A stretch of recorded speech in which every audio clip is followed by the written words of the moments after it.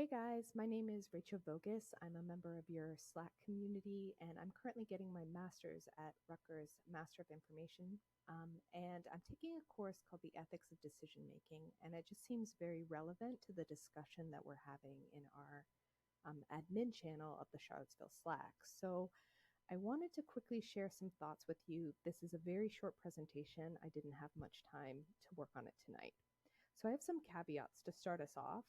This deck has been made based off of 6 weeks out of 15 of ethics of decision making at Rutgers University as taught by Professor Britt Harris. And it's in response to ongoing issues with moderation based on a code of conduct within the Charlottesville Slack. And I made it with 2 parts in mind. So this is just the first part. The argument that I want to make tonight is that we will generally do better with these conversations if we share some understanding of ethical frameworks. So there are 4 classical ethical frameworks: virtue ethics, duty-based ethics, rights-based ethics, and consequence-based ethics.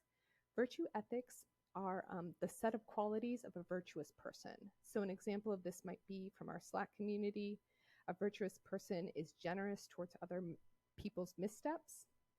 Duty-based ethics is about the question, what do we owe one another? Hat tip to the good place. And an example from our Slack community would be, we have a duty to speak to each other with civility. Rights-based ethics, a question about this would be, what should be guaranteed to me? So an example from our Slack community might be, we have the right to privacy from words and actions taken outside of the Slack community. And consequence-based ethics, what will happen if we take this course of action? And an example from our Slack community, we will lose members if we demand a quorum without exception. So I'm not taking a position on any of these right now. These examples that I used, I just hope they help you keep in mind that these are the 4 classical ethical frameworks that animate a lot of our arguments about ethics. So next I want to talk about really quickly a state of ethical disaster, which is what McIntyre argues in his book After Virtue. So here's a huge caveat for this one. I haven't finished reading the book yet. But McIntyre basically makes a few arguments. He says, we have no way to resolve disputes when one person makes a rights-based argument and one person makes a duty-based argument, for example. So which ethical framework is superior, a rights-based one or a duty-based one? If one person is arguing about their rights and another person is arguing about their duties, we really don't have any way to resolve that. We do know that there is something better than saying, don't do this because I don't like it. But most classically based ethical positions essentially boil down to that. McIntyre argues most people are making arguments based off of emotivism, which is basically saying, I really think that this is bad.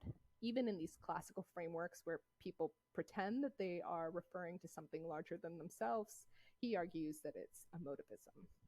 So McIntyre isn't just saying, oh, people have different opinions about things.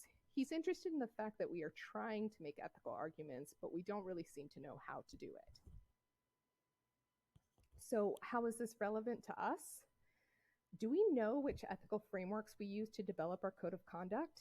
Do we use multiple within the code of conduct? Do we know how to resolve issues when these different ethical frameworks collide? Do we know which ethical frameworks we use when we moderate?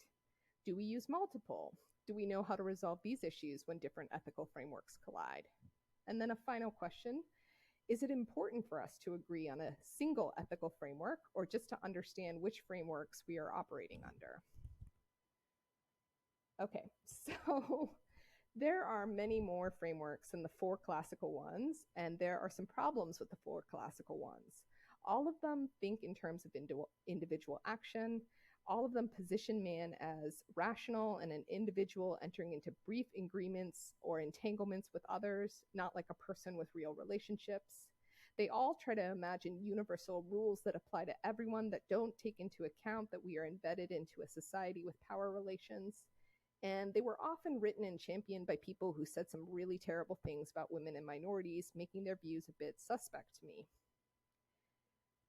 There are other schools of ethics, and you can see a few listed here.